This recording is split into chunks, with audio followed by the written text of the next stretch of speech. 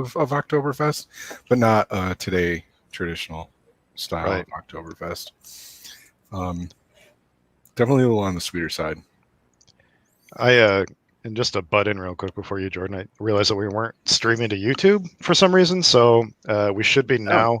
Good. Maybe the beginning of the episode might have got cut off on YouTube. I don't know, but I think it should be okay now.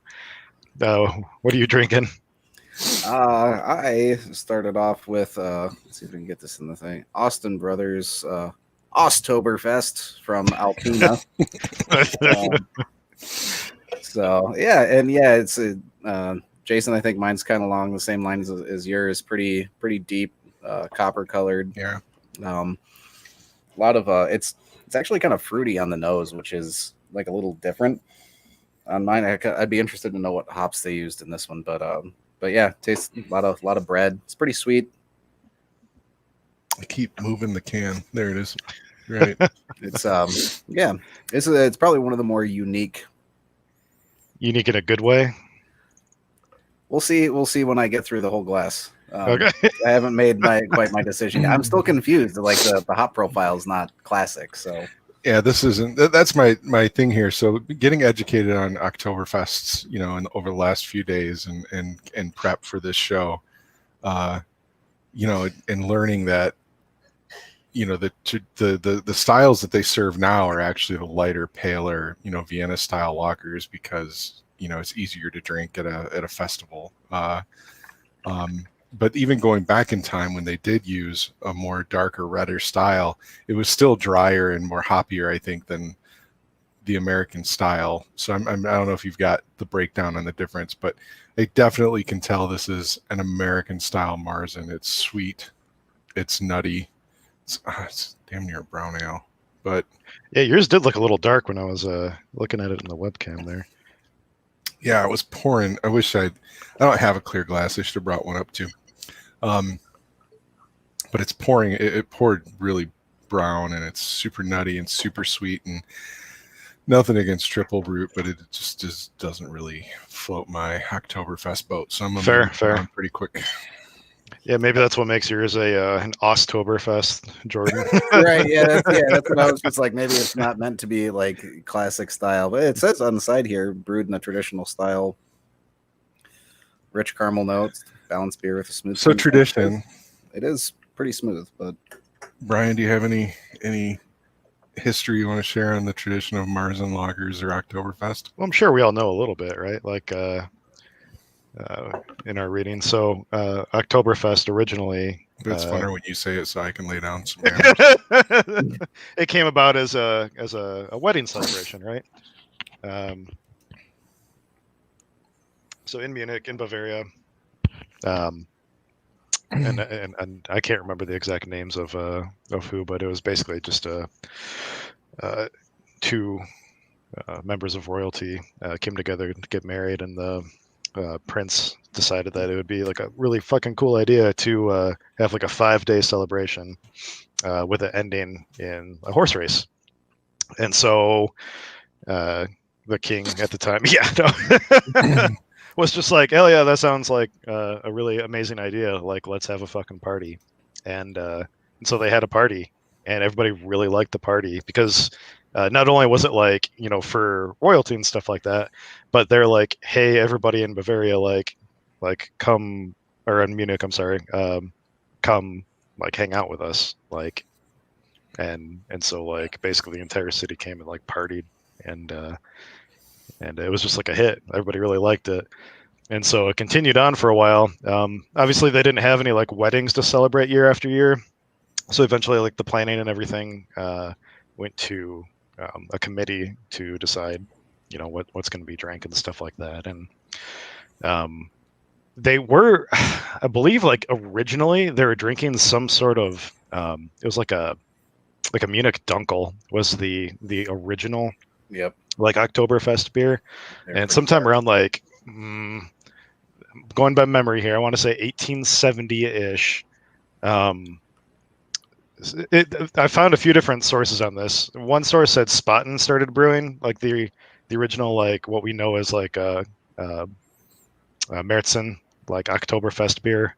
now, but another source I read, like some guy just like came up with like a recipe and everybody really loved it. And Yeah, the what I read on it was that, yeah, it was like some dude and he was brewing a lighter color to put on tap in his tap room after the traditional like darker style Oktoberfest tapped, and ultimately it just ended up becoming super popular. At least that's what I read.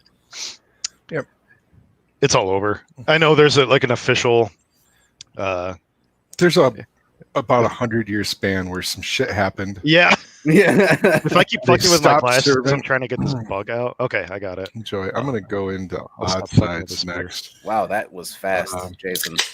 I know. Whatever, dude. I'm in it to win it. Quick little shout out, though, as I pour this Odd Sides beer to break away for a second. Odd Sides, we're going to have a gentleman named Wes from Odd Sides joining us here on the show October 19th. Sweet. And we're going to dive into everything Odd Sides, probably chat a little bit about their barrel program and some of the crazy seltzery things that they're doing, and maybe even this Festbier. So I'll get that posted here in the next week or so. But yeah, Odd Sides, October 18th.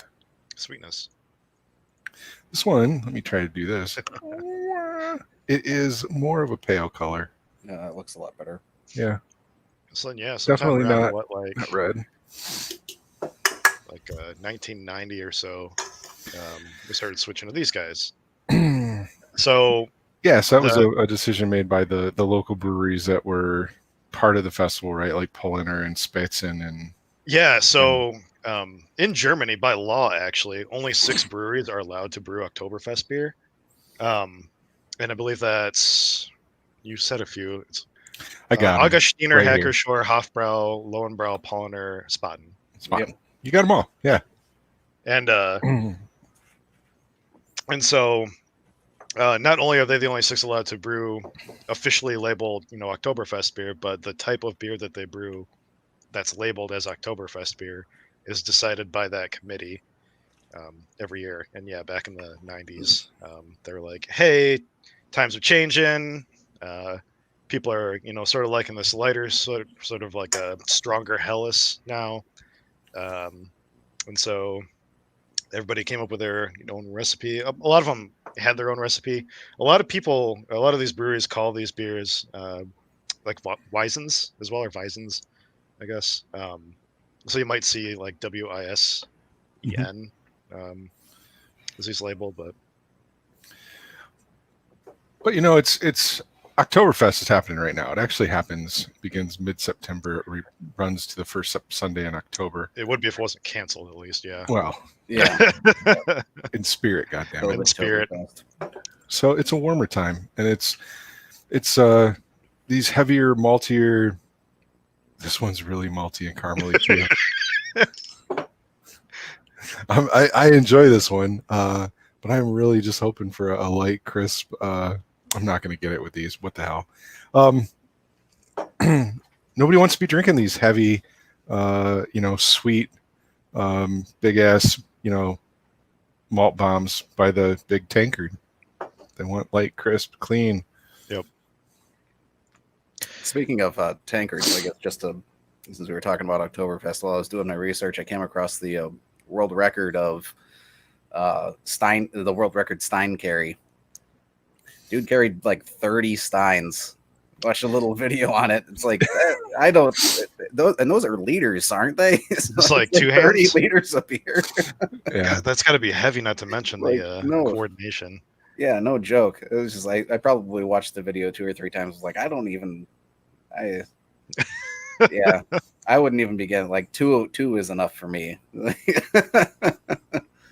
we're gonna see how 6 go down. We can talk about why these were brewed for a little bit too. Yeah, Actually, where the style came about.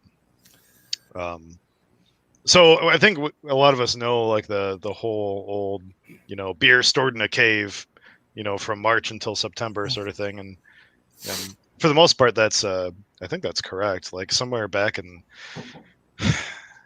oh man, memory's failing me now. Was it the 1500s, 1600s?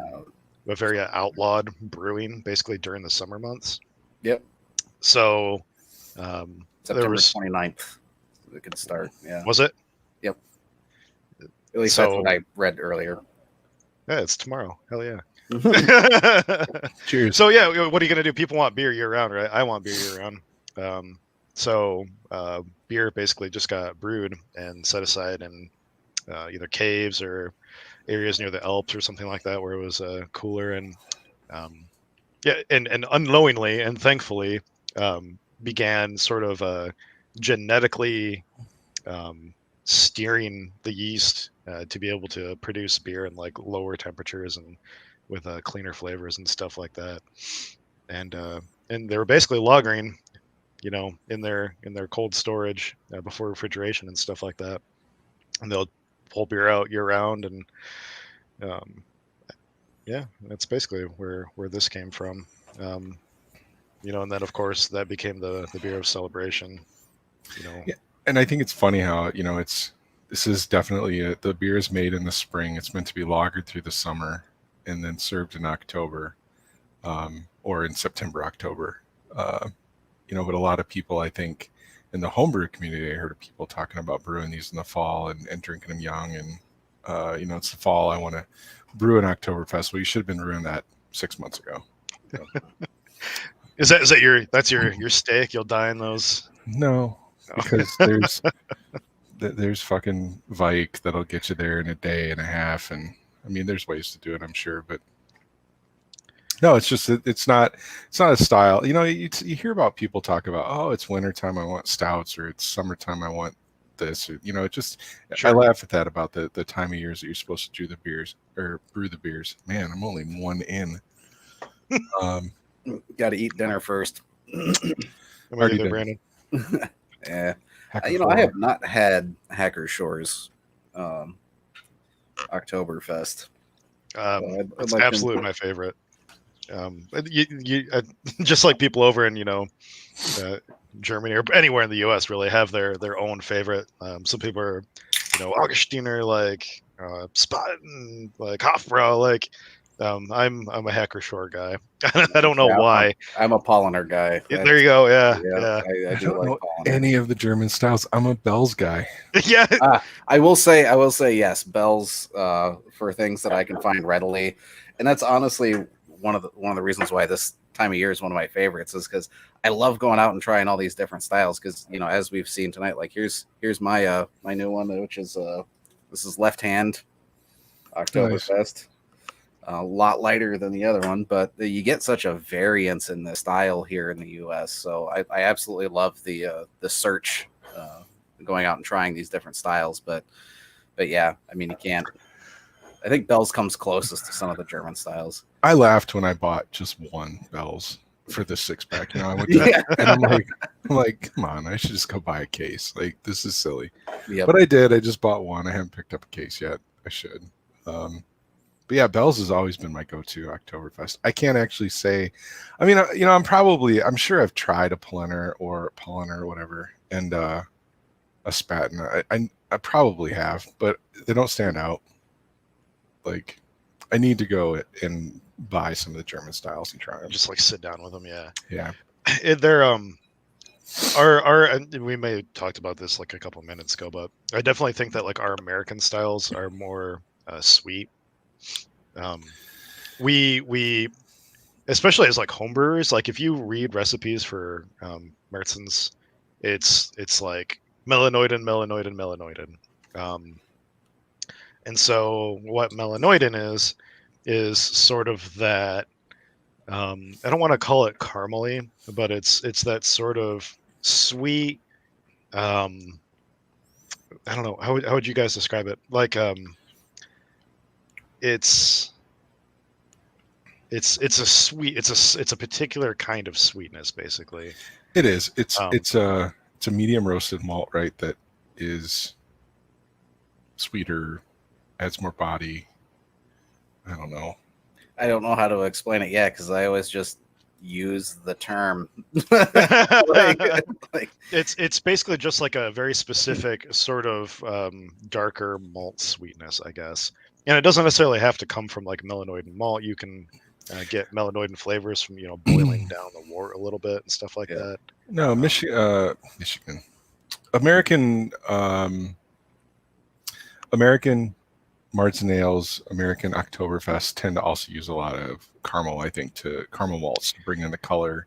The traditional style of being like Munich malt, Noble hops, Yep. Bavarian yeast. I think the Americans tend to color it up with the caramel malt, gets in that extra sweetness, some of those residual sugars. And then I also don't feel like some of these are using a traditional German Bavarian lager yeast. I think they're using more of an ale finish. But I'd like to try to dig in and see if I can figure that out. Oh, that's interesting. I'm enjoying this left hand.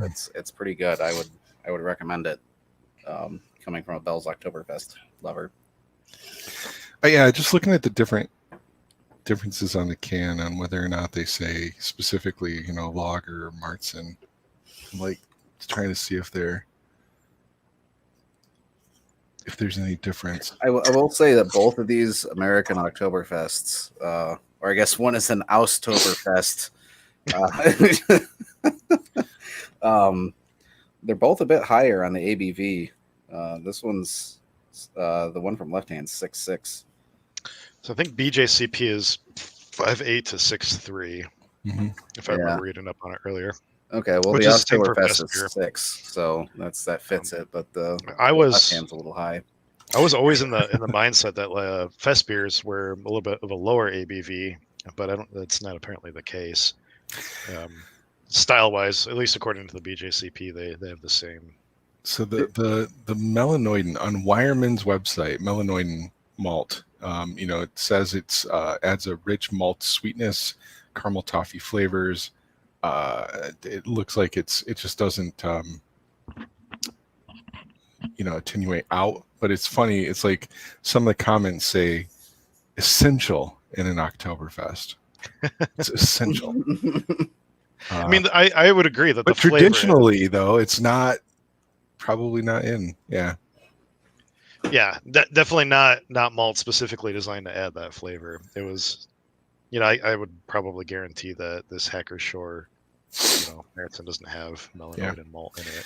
So talking about Festbiers, and this is a conversation you and I just had recently, because I, being a home brewer for 7 years now, I thought there's Oktoberfest, and then there's a Festbier, and in my mind, and it's just something I've never looked up because I don't care for the style, but in my mind, I tied Festbier to like Festivus for the rest of us or whatever, like a winter warmer. I was thinking spiced beer, and I've never really tried a Festbier because I don't care for winter warmers. And then you're like, no, dumbass, it's just a clean fucking lager. And you brewed one, and it was delicious, and very clean, and no cinnamon and clove and nutmeg and all the other shit. So Festbiers, there you can talk about that, since I have no fucking clue, obviously.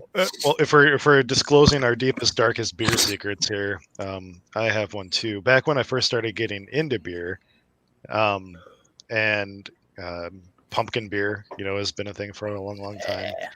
And Jordan loves his pumpkin. Well, Oktoberfests and pumpkin beer, they come out at the same time typically during the year, and so me being 21 years old and not knowing much about beer at all except from liking it, I would buy Oktoberfest beer. And I criticize it for not having much of a pumpkin flavor, because I thought it was just synonymous for like the same thing. And so I'd buy this, Hacker Shore Oktoberfest, and I'd be like, this is. I mean, it's good, but where's the PSL? Yeah, it needs more spice or something. Like, They're making you a mac and cheese now too. Did you see that? Yeah, absolutely. Oh my God. Yep. Burn it with fire. And I am at a similar fault. Kind of along the same lines as you, Brian. Kind of thought like Oktoberfest beers were synonymous with the devil's fruit, and I kind of avoided them for the longest time, and it was actually Bell's, because I frequent there. It's in our backyard basically, so yeah, try everything on the menu. They had an Oktoberfest one year, and I was like, you know what, let's give it a shot of like basically everything else that you guys have put out. So, and I got it. I was like, this is nothing like what I expected. And I was like, this is quite delicious. Yeah, exactly. Yeah. So like from there, that kind of spawned my my search, going into like the actual German ones like Polliner. I haven't had Hacker Shore as we had said before, but Polliner, Spaten, and a few any of the German ones that I could get my hands on, and then any of the American ones that I could get my hands on. And I don't know, it's a fun search. You know why I probably like the Hacker Shore is because, and like everything else, it's probably like it probably just comes from, I don't want to say how I grew up, but how I drank when I first started going out to bars and stuff like that. Shakespeare's locally always had Hacker Shore, and I really liked it. Hacker Shore is Hefeweizen, I think, is what they normally had on. Yeah. And then when the season came around, they would have Hacker Shore's Oktoberfest too. And it's the first Oktoberfest that I started regularly drinking, and so now it's the one I like the most. But I'm sure like people in other households, like their dad always used to buy, Augustiner or something like that growing up, and that's what they like. And it's product of your environment, kind of, right? Yep. That's one of the reasons. Like, going to Oktoberfest is on my bucket list, and my wife and I will be going there at some point. Once travel gets back into full swing, and the kid's a little older. But yeah. That's one of my main drivers, is that I want to go there, and I want to visit all the big beer tents, for the Big Six, and try all their beers while I'm there. So just to add to your pumpkin nightmare. When I first started brewing, I joined CLOB, Kalamazoo Libation Organization of Brewers, the original, I guess, Kalamazoo Homebrew Club, and they were invited to an Oktoberfest festival at the Arcadia Festival site, put on by the Vine Neighborhood Association, and so they asked the brewers to homebrew, or make some homebrew for this festival. And they put 12 beer styles in a bucket, and we all drew. Whoever wanted to volunteer got to draw one out, and I drew pumpkin. And even then, that was like my first year brewing, and I thought, of course, it's Oktoberfest. I'm brewing a pumpkin ale, just like you said, Jordan. Like it is what it is. And that first batch of pumpkin beer I brewed, and you guys know this. You've probably seen the picture. I was moving that beer up to my countertop so I could start cleaning up. I ferment in carboys, and as soon as my wife and I lifted the 6-gallon carboy of my very first pumpkin beer, which I thought of as an Oktoberfest beer, and set it on the counter, the bottom of the carboy fell out. I have seen that picture. Yeah, I saw it. Yep. 6 gallons of pumpkin beer went flooding through my kitchen, across the countertops, and drawers, down the register, and I looked at. I didn't even think of that. Oh yeah, it went everywhere. And I look at Amy. Amy and I are standing there staring at each other. I've got a picture where I'm literally pumpkin wart here down, and my wife looks at me and says, "Get the camera." Like that's the first thing. It's not what the fuck did you just do? It's not, oh my God, this is I'm gonna kill you. You're never brewing in the house again. It's get the fucking camera. And then our kitchen smelled like pumpkin forever. I can't sleep outside. I can't. I'm not a fan of the beer. There are people I know. I saw Ryan post earlier. His wife loves the pumpkin beer. The pumpkin beer I brewed is done well. It's won medals and shit. I can't stand it. It's nasty. But yeah, I had the same thing. I thought, of course I pulled a pumpkin beer for Oktoberfest. It is what it is. And I even went out and tried. Like in my research, I'm a big fan of Dogfish Head. Sam's book is kind of what got me started in brewing. So I had to go out and get Dogfish's pumpkin. The New York brewery, Pumpkin. Southern Tier. And I'm like trying to do all this research, and I'm drinking all this shitty fucking pumpkin beer. and but thinking I'm at Oktoberfest. So the same thing. Like when I finally went and actually got my hands on a Bell Oktoberfest, I was like, I don't want to drink this shit. Yeah. And it even like it's orange and it's like it's screaming pumpkin, and then when I tasted it, I'm like, oh fuck, that's good. And there's no Yep. pumpkin, thank God. I'm not gonna lie. The first night I had when I tried Bell's Oktoberfest at the bar, I think I drank like 7 of them. Probably not the smartest idea because that wasn't the only thing I was drinking that night. But you know, it was good. It's honestly one of my favorite beers. Anytime I see that, I was personally excited that they released it early this year because one of the first, once that hits the shelves, one of the first things I do is go grab a case because it's one of my favorites. I need to. I usually do the same thing. So I'm cracking a Dauntless from North Peak. North Peak was the beer Deb from Tiger Brew picked when they were on the air. So Tiger Brew and on. I think this might be the. No, I'm pretty sure the other ones are on Tiger Brew. So Deb, if you're watching, Tiger Brew on. Whoops, gotta finish a little bit. I'm interested. I had a 6-pack of that a couple weekends ago. Interested to know your take on it. This one's pretty pale. So you've already had this one, you said? Mm-hmm. Yep. Looks pretty pale. You start drinking out of my stein. Who am I? So, how do we brew an Oktoberfest? So, let's talk about that, actually. How do we brew a Märzen, and how do we brew a Festbier? So, Oktoberfest, like as a style, back in the 2005 BJCP guidelines, Festbier and Märzen used to be clumped together.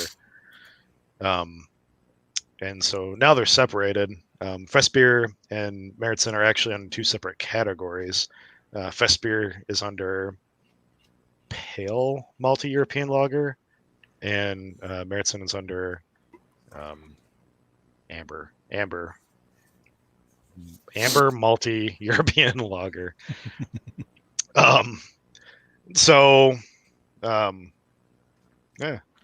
Yeah, they're separated out. But do you guys have you brewed one or the other yourself before in the past, or? I mean, outside of my mishap with Pumpkin Tide, no. I would say I have attempted a Festbier once or twice, and I don't have good lagering chambers, so nothing that I've done has been. I tend to shy away from the lagers. I mean, now with the Vike yeast this year, you know, I think I've tried a couple of pseudo lagers, and they've turned out okay. But, and I'm nearing the phase where I'll actually have enough equipment, enough keezers going that I'll be able to start lagering traditionally. It's one of the things I've never temperature controlled my beer. Ever. And so if anything speaks to I guess I don't know, cleanliness and process over I don't know and skill over just like equipment or anything like that, it's probably that, right? Like you have more medals than anybody for the beer that you've made. And I've never temperature control. Right, temperature control is, and I know you won't argue this. Temperature control is a really important process in terms of making beer. But I mean, you have a cool enough basement where. I mean, I do. I ferment in the summer. I ferment in my basement when I can. In the winter, I ferment in my upstairs. Where it's. I keep my house pretty much 68 year round. But you're right. I don't. And I'm not trying to be a dick and cocky and stuff. I just never have. I've never been able to do it. And you're right. I've done okay, and so I'm really excited. To be able to take that to the next step. Now that I've got my basement done, I can build my fermentation chamber, and I can start trying to do temperature controlling and seeing what that does. It could very well fuck up all my beer. And you learn how to brew all over again, right? And I'll scrap this shit and go back to just sticking in a bucket in front of my fireplace. I'm not gonna lie. When I moved houses, I feel like just like my equipment didn't change, but I feel like just moving the area that I was brewing and how how I was doing it, kind of like there was a good 6 month or so like learning curve. Of just I stand by it. How do I do it here? I stand by it. If I move, I'm gonna fucking suck as a brewer because I'm not gonna have this water. Your water or anything The water, like that. Yeah. water is the only thing that makes my Yeah, beer you don't do drinkable. any water chemistry either. No. You got it nice. Well, whoever I sell this house to, they're just gonna have to get used to me coming back by every once in a while. Just put that in your sale, like Right. water rights is I just still need, mine. just need to fill up my truck every once in a while. Get a separate well dug, just on the side of the house, so you're not disturbing them or anything like that. But no, okay. So North Peaks Dauntless, Jordan. It looked paler. I laugh because on the can they specifically say toasted malty copper. Like, I don't know if we can see this in there. I gotta turn off my thing, but it says right there. Oh yeah, toasted, I see it. toasted malty copper. I don't get copper at all. That's actually, I think, one of the lighter ones that I've had. It is malty, but it's more to the crisp side. Okay. Like compared to the other two, the residual sweetness on it is very low. This is the best one I've drank so far tonight out of the three. I was gonna say I think I enjoyed it when I had it a few weekends ago. I haven't seen it again. Otherwise I would have bought another 6-pack of it. But It's so I started with Triple Root, then I went to Oddside, now Dauntless. Everyone has gotten better, so that just means the beer is working. yeah. Gross. But I off topic here only because I know that Drew is watching. Drew, I know you recognize this guy. So Drew and I were at a Bell's event probably like 4 or 5 years ago or something like that, and they gave everybody a sample, or like 6, I think it was 5 or 6 beer samples, and the goal, they give you a list of Bell's beer, and the goal was to identify the Bell's beer blindly, based off of, well, not blindly, but just based off of what you taste and see and smell and stuff like that, and write them all down. And if you got it right, you got entered into a raffle to win a mug, basically. And with the help of my beautiful, wonderful girlfriend, who I know is listening, we were able to identify them. She picked out Deb's Red and at least one other for sure, because it's like one of her favorite beers from Bell's. But it ended up being just me and Drew up there. And he was like, "What do you guys want to do? Like, how do you want to decide like who gets this? Because it's just 2 people." So we had him flip a coin, and I ended up winning the coin flip, and I got the mug, and Drew got it's that Brian RNG. he got like a can koozie or something like that. Oh, And but the rule is that every time Drew's over at my house now, he gets to come drink out of it. Yeah. nice. But he's not here right now, so it's mine. So Brandon asked if I'd had Oktoberfest from Frankenmuth. No, I have not. I didn't see it. I Got it. do you? Yep. Wow. I saw a ton of it at Megabev. Yeah. It wasn't a few at the spots. Mega, or at least I didn't see it at the Megabev on West Main when I was picking these out. But I grabbed these like 2 weeks ago, and it might have been a little early, but no, I didn't. I'll look for it if you think it's a good one. Well, Jordan's gonna crack it soon, so. All right. Cheers. Maybe not. It's been sitting in my fridge for a week or so. I had a 6-pack of it. Personally, I will say it's not the best one that I've had, and that's like I've had Frankenmuth's Oktoberfest at the brewery, and it was great. So I don't know what's changed with this being on the bottle, but it's clean. There's not really anything to complain about with it, but I don't know. I feel like when comparing it to Bell's, I'd rather just buy a Bell's. Sure. I haven't had the opportunity to go to Frankenmuth yet, and they only actually, I think, distribute a few different beers, and I haven't really cared for the ones I've tried yet. But I would like to go there and try it. and see. But honestly, the only one I can remember right now is the half, and I just didn't. I love the cap. It's on my cap map, but I just didn't care for it. Packaging is such like a subtle art, and like so much can be Oh, I lost. totally like, agree. sticking stuff in the Yep. bottles and cans and stuff that like sometimes the only way to judge a beer is to have it right on draft. Which again, like you said, or Jordan said, going to Oktoberfest and having some of the world's best beer right off the tap is Yep. it's a dream. Well, I'm not gonna lie. Like speaking of packaging, and whatnot, when I was at Megabev looking for Oktoberfest, like I'm looking for that blue and white, like in the sea of beers that you have on these walls and whatnot. Like that's a pretty good telltale sign of an Oktoberfest. That's funny. None. Well, okay. Yeah.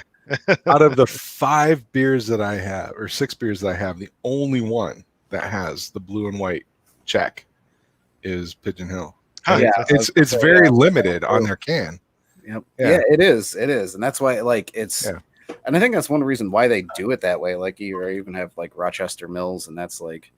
I don't have that one. Yeah, I mean, I guess Triple Root kind of has it, but it's very faint. Yeah. Yep. I wonder if there's a history behind the check like that. Like, I don't didn't you look something, that up? yeah, that's something I've never actually thought about until you just brought that up. Well, what are you drinking next, Jordan? Oh, Are you gonna do that Pigeon Hill? You know what? Sure. Okay. If you want to crack it, I'll crack it. Maybe we can do tasting notes alongside. Otherwise, I can do either the other two I have. One of these days, we'll talk about what beer we're buying ahead of time and actually. I have Pigeon Hill, October Founders, and Bell's, and I'm going to say Bell's to last. That's a smart choice. Brandon's digging the Frankenmuth. Yeah, well, that's Bell. Yeah, Bell's over Frankenmuth. Yeah. Oh, pick Bell's over it. Yeah, over it. He won't knock Bell's. All right, yeah, let's do this Pigeon Hill. Yep. All right. But yeah, and by no means do I have like anything like bad to say really about the Frankenmuth beer. I just feel like there's other styles or other beers out there that show off the style a bit better. But that being said, that's the second 6-pack that I picked up this season of Frankenmuth. So can't be that bad. I mean, I want to go there, and I love Frankenmuth. I love the Bavarian Inn. A little lighter. Yeah, a lot lighter than the others so far. It is. It's a good sign in my opinion. I won't try to do a high pour since you've got the clear glass. My last few have been kind of foamy because I've been pouring hard.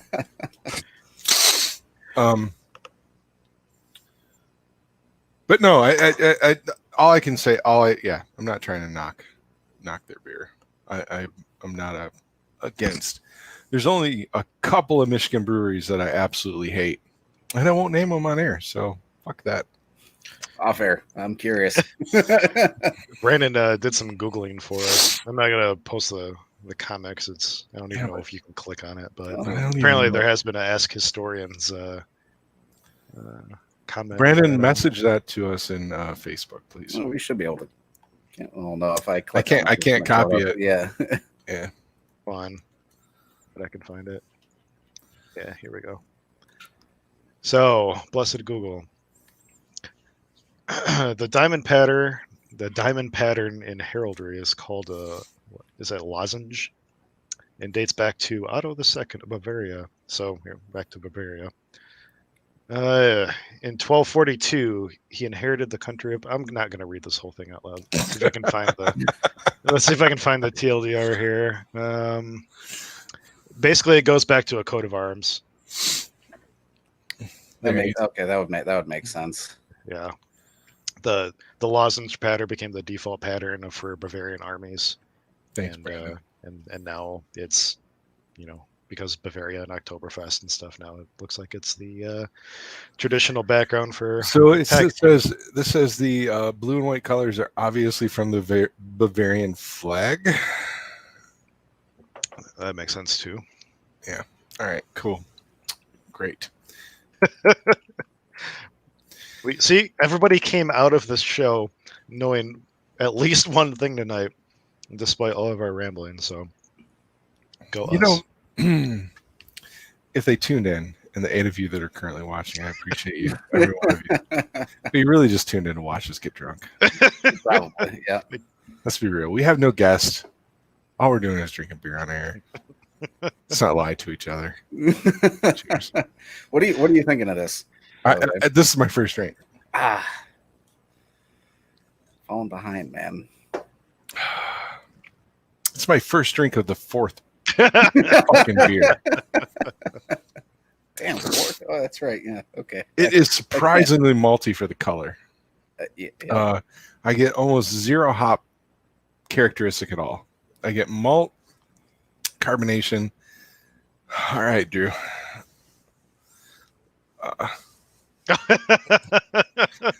He asked. I don't know. What does it say underneath? Mash boil. Mash, boil, and chill. Thanks for asking. Nice.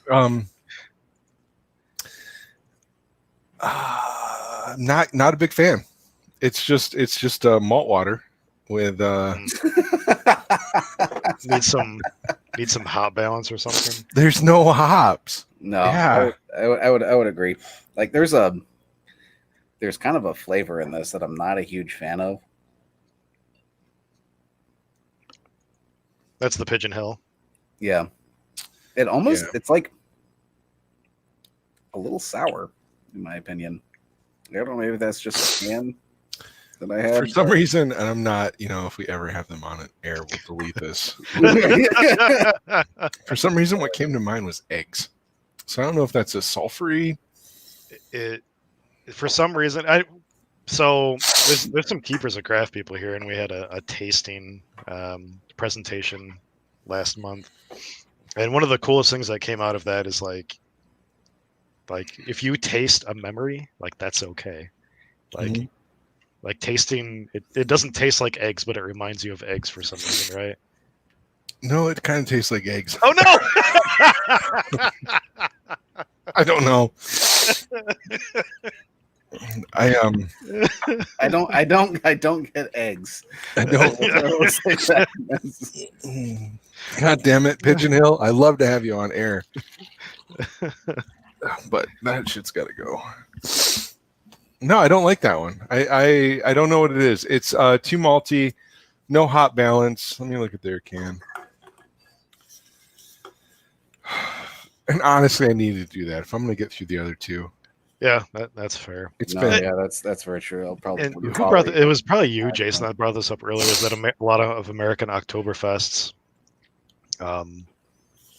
probably have caramel malt in them, and like I don't think that makes them taste good. I am not a fan of caramel malt and lagers. Brian, you initially told me that about IPAs. Like, I don't know if I like. I like it in like Midwest IPAs, but like it depends on what I want. But yeah, I'm not as huge of a fan. But where were we going with that? There's another mute button. No, I was just saying, like I've started pretty much removing caramel malts from almost all my beer. Like, and like it's true. Like I don't know. I'll use a little C40 maybe, but like that's about as much as I go.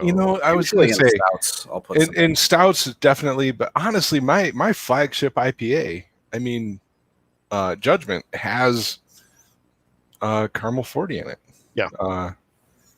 And actually, I think that might be it. I do use caramel. I use caramel for the color. I don't think C40 is super. Now you got to look up the punchy recipe though, or anything like that. What'd you switch to, Jason?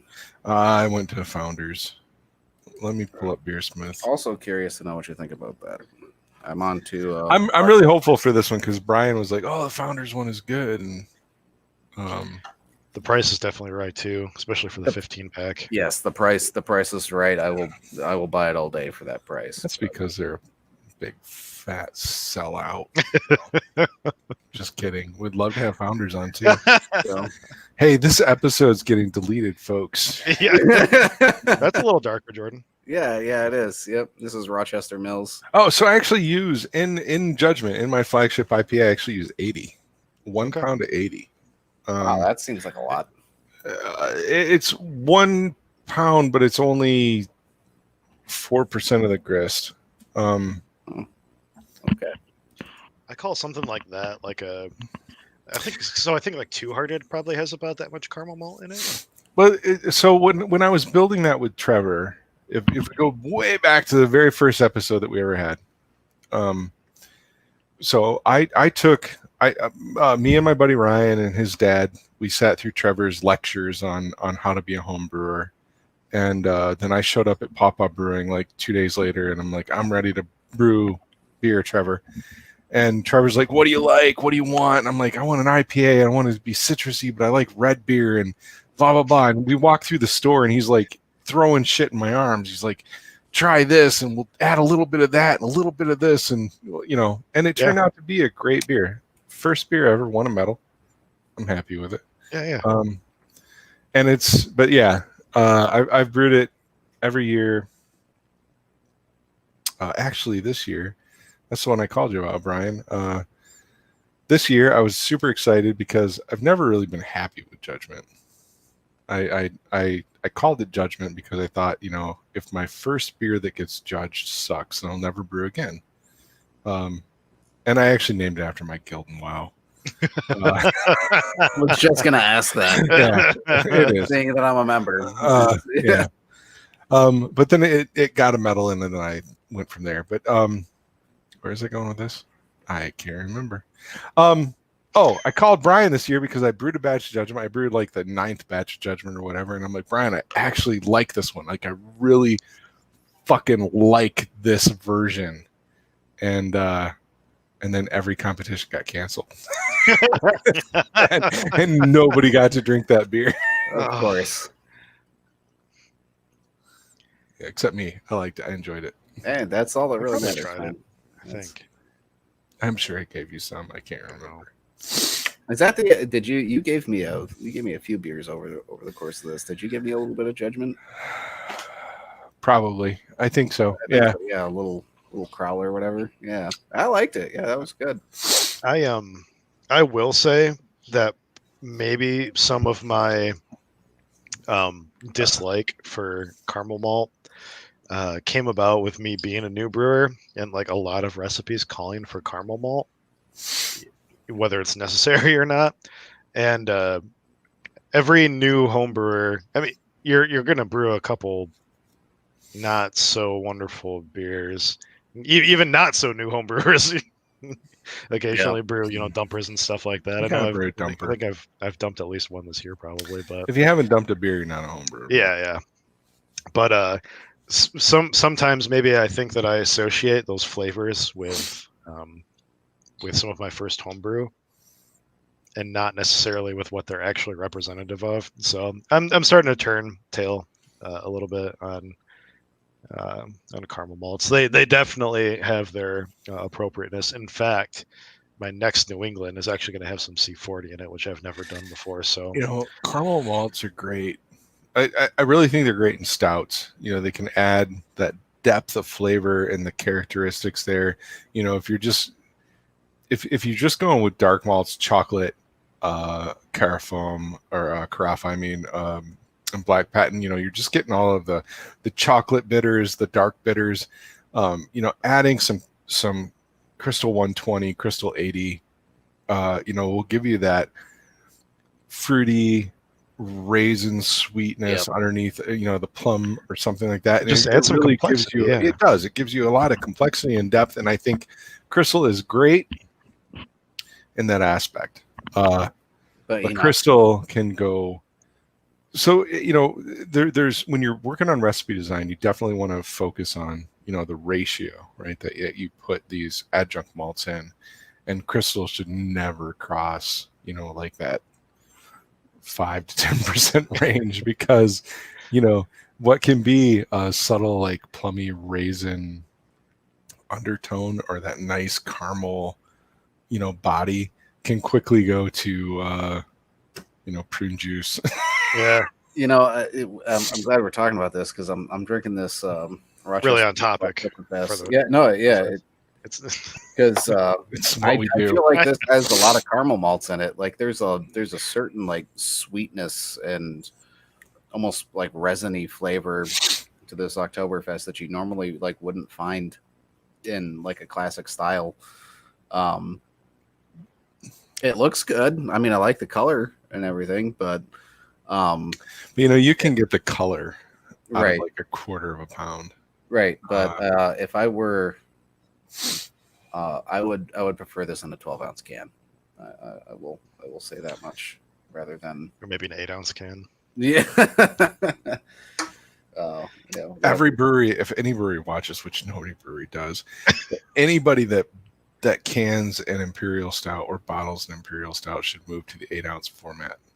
Agreed. Just do it. I sort of laughed at One Well when I first saw those cans come out. Dude, they're my heroes. Like, but then the price was right and the serving size was right, and I'm like, this is actually a great idea. Like, yeah, nobody is sitting at home by themselves going, I want to kill a bomber of CBS, or yeah, absolutely. I want to crack into a bomber of whatever the latest pastry stout that Wax Wings brewed was. No fucking way. I mean, 8 ounces, people, please. 8 ounces. Yep. And Jason's kind of mimicking my my thoughts maybe a little bit too. I was thinking about that with the oxidation, and I get that. Like, oxidation kind of come off sometimes as that appley sweetness. Caramel malts can give that fruity, typically it's raisiny plummy, but it could be appley. I get that. Too much. Yep. Yeah. No, I definitely bombers of barley wine. 8 ounces. Yeah. Honestly, even like I love Arclight, and fuck you, Drew. He says bombers of barley wine or get the fuck out, and then unsubscribe. I love Arclight, but those big ass fucking sours, same thing. Like they're putting them now in I think 16 or 12-ounce cans, and it's like, that is one thing I will say is that I do price point might be a little fucked up. I but do like a big ass bottle of some good sour. I mean, if it's like super, like we're talking low threes and the pH, then yeah, that's a little much. But you get up to the high threes. Dude, I've had an original Trevor Klimek Red Barn that was so sour it gave me a fucking migraine. I think we covered this in the original show. I have that keg. You do. 5-gallon keg. Yeah, it still have some of his beer in it. It says no. Oh. I mean, yeah, because he gave those to us like 4 years ago or something like that. Mine still had a spruce pine tip sour in it. Yep. Yeah, there were still a couple pints of that Red Barn in there. I think I tried pulling a couple off, but it was not good. It'd been sitting in his garage for a while. I used to go and hang out with him at the brewery when he was brewing at the brewery. And I remember walking in, and he hands me a glass of this. Like, you gotta try it. It's my Red Barn sour. I've been working on it for years. And he was super proud. And I was like, "What the fuck?" And then, like 10 minutes later, my head is like, "Oh!" And it's all because of the clinch. This was so sour. Yeah. And I came home and I laid down. Like to have one beer and not even get drunk knocked me down, just so super sour. But it was a good beer. I love Trevor. So but yeah, bombers. How we got to from Oktoberfest? Dude, I don't even know. I started talking about just caramel malt, I think, and then that got into it lasted a lot longer than usual. Topic. I think our last show was like 2 minutes before we didn't even we jumped off topic before we even got to Jeremy. So but hey, next show. Actually, I have no idea what the next show is. But for those of you that are watching, those that tune in, October 5th, we will not have a show. Mm-hmm. We will either be at the South County Homebrew meeting and or at the West Michigan. No. Hot sauce. No. Kalamazoo. Is it Kalamazoo? It's my fucking club. Shit. Yeah, you're right. The Kalamazoo hot sauce enthusiasts are gonna. I am so glad. So we'll be sharing hot sauce at Distant Whistle, or we'll be at a South County Homebrew meeting at Distant Whistle, where we will also be sharing hot sauce. I am actually on a hot sauce hiatus because I ate too much. It was affecting me negatively. So no show on October 5th. I'm sorry, negatively affecting you, like sphincterly affecting you, or? No, I actually just stayed home from work for a day because my gut is not in good repair. A couple of those hot sauces I have are really freaking hot, and I'm just out there. Like they're probably not quite what you have, Jason. What you say, like a quarter? Now we're way off topic, but like a quarter Reaper per bottle or something. If he's watching. Another Kalamazoo hot sauce enthusiast, Joe Caparthy, gave me his recipe for Maggie's Bite, which I made for my wife. And in his recipe, he calls for, it makes 35-ounce bottles, and he calls for 10 Carolina Reapers in a batch. Do the math there. It seems excessive. That's like a third of a Reaper per bottle, right? I made it with 7 Carolina Reapers that I got from a grower breeder in Texas, and 7 made it hot as fuck.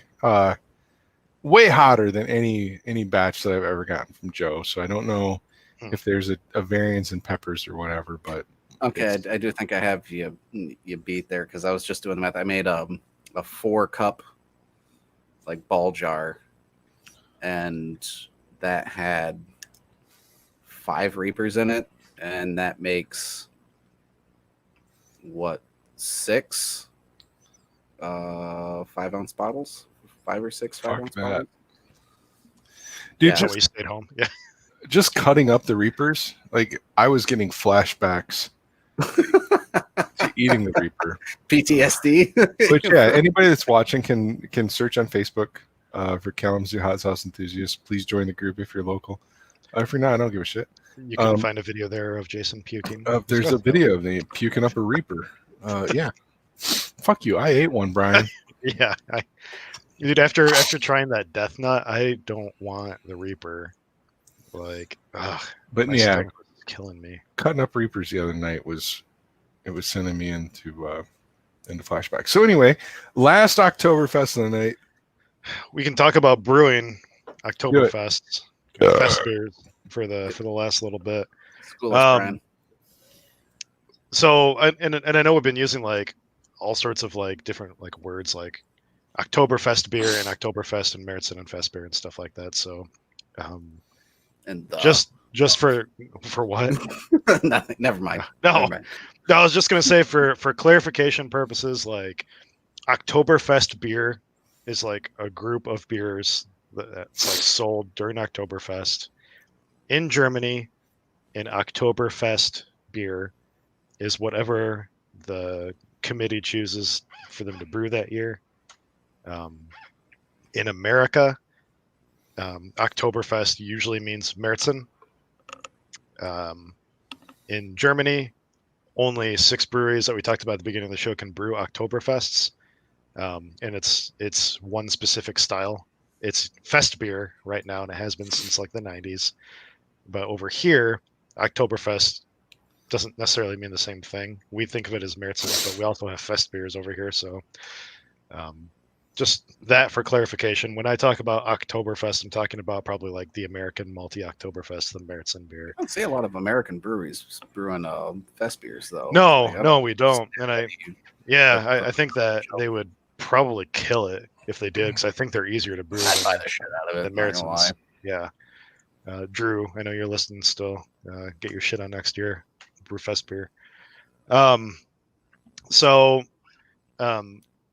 I do have the capacity to lager, so I'll kind of share my recipes, and I'll put them up on our Facebook page, or maybe in the comments too for YouTube, or in the description of our YouTube or something like that. So we mentioned earlier in the episode how melanoidin flavors are really important for the Märzen style. There's 2 ways to go about getting those, and one is probably going to be the most popular way, which is using melanoidin malt. There's malt specifically designed to add color. I think it's 20 SRM. It's about the same color contribution as like a Crystal 20 would be. But it adds a different 20 to sweetness. 30, yeah. Yeah.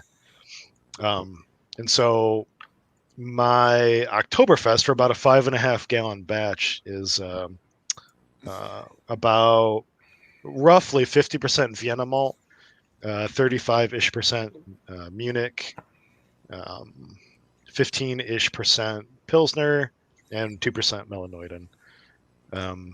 With Tettnang, an ounce at 16, an ounce at 15. Is this the one you did with Chase? So this is my Oktoberfest. I actually brewed this in March because I was going to be like all traditional, like Jason talked about earlier in the episode, and be like, I'm going to fucking lager this, until September and then drink it.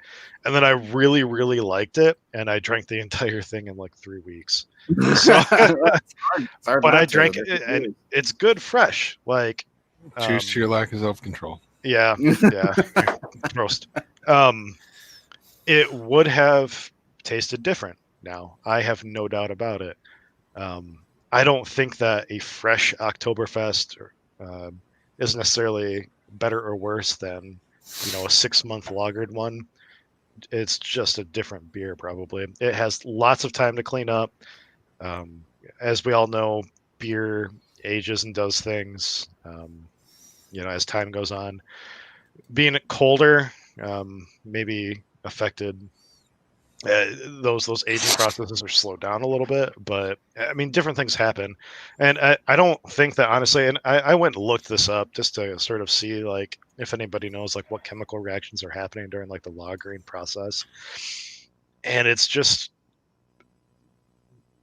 uncountable different little things, that eventually make up, a slightly different tasting beer. I don't think anybody has like, a definitive list of answers, A through Z of what's happening, but for sure the beer is going to be different. But I don't even think the big six right now are brewing, traditionally like in March and like aging shit until September. They are definitely brewing shit like to be ready in time. Oh, sure. Yeah. I mean, wouldn't that be part of the Reinheitsgebot though? Don't they have to? Isn't that still upheld? no, That's just an ingredient thing. Yeah, it's just ingredient. Barley, malt, hops, yeast, water. No, I thought that also included when they could brew. I don't think so. Maybe I'm I sure somebody misunderstood like what Brandon will check though. I- Totally yeah, wrong. maybe. So yeah, I lager ferment. It depends on the yeast that you're using. I've done warm lagers like Brandon's talking about under pressure back when I had a fermenter capable of pressure fermenting, and I've also used the Weinheitsstefaner strain. Excuse me. At about 65 degrees Fahrenheit, and I think that. I don't know. My personal experience is that they both taste good. Again, both different beers. I think that the one that was fermented warmer tasted better a couple months in. That beer tasted better as it lagered, whereas the one that I cold fermented tasted far better fresh. So again, that's my personal take on it. You can do it either way. A lot of lager yeast still tastes okay, like into the mid 60s. So Jason, you could use like 37. That's what 3790 is the Wellman. Yeah. 3470. I'm thinking. I don't know what you're thinking. Oh yeah, Fermentus. I'm sorry, not Wellman. The Saf Lager 3470. So that's good shit. For my Fest beer, it's sort of a similar recipe, just no melanoidin because you don't need that color. So it's somewhere around 85% Pilsner, 10% Munich, 4% Victory, with Hallertau Middlesbrough at 30 and at 5. And Both of these are targeting like roughly 6%. I mean, go bigger, go less. It's however you Sure. want. But yeah, I'll throw those recipes out. I'm actually going to enter this Festbier into the Keeper's Cup this year. Oh, So very nice. we'll see how that does. I'm super excited about that. Yeah, one of my buddies, Chase, brewed it with me. He's getting into brewing a little bit, and so he's going to be my co-brewer You do need on this, and we'll see how it goes. 4 bottles. Remember. Yep, I got 4 bottles set aside already. Okay, so I'm just Those cracking into They're this bottle Bell's. lagering. Bottle lagering, nice. Bell's is still the winner. Larry, if you're watching, you're probably not, but if you are, They That's do. good. Yeah, it's a phenomenal Oktoberfest, stateside Yeah. for sure.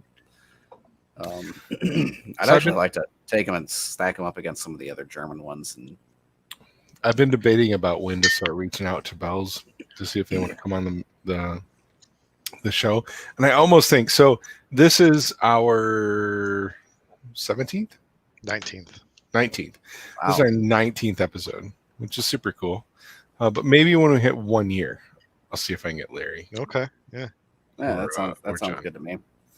But speaking of upcoming episodes, so I did say earlier, I've said it a few times, I think, no episode on the 5th.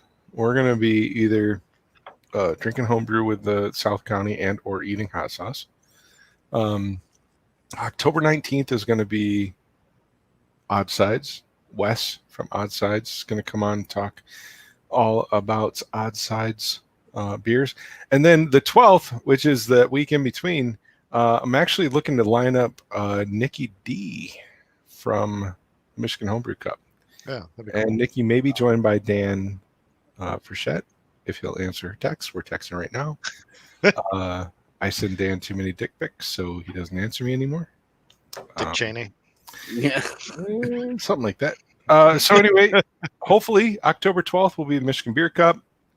So for all you homebrewers out there, tune in and learn about that. I know Nikki just literally told me, yeah, she'd be interested in it. So if it doesn't work out, we'll post it. We'll see. October 19th, though, will be Odd Sides, and then we'll figure out the schedule from there. Again, if you guys have any breweries that you'd love to listen to or have us bring on, or any homebrewers for that matter, let us know. Leave us some notes, post in the comments. I'm pretty much a whore. I will reach out to anybody. And other than that, I had one more thing to say. As Go I was for pouring it. my beer, I realized that I had mentioned that there's 2 ways to get melanoidin flavor into those Oktoberfest. And the other way, besides the melanoidin malt that I didn't mention, and I've done this before too, as you're mashing, you can take about a gallon of wort out and boil it down to, I don't know, maybe like a quart, half a quart, something like that. And the flavors sort of start to, caramelize a little bit. So you're getting that. Shit, there's a word for it. Melanoidin. Maillard. Maillard. The Maillard reaction. Yeah. Thanks, Jordan. thank you. I got you.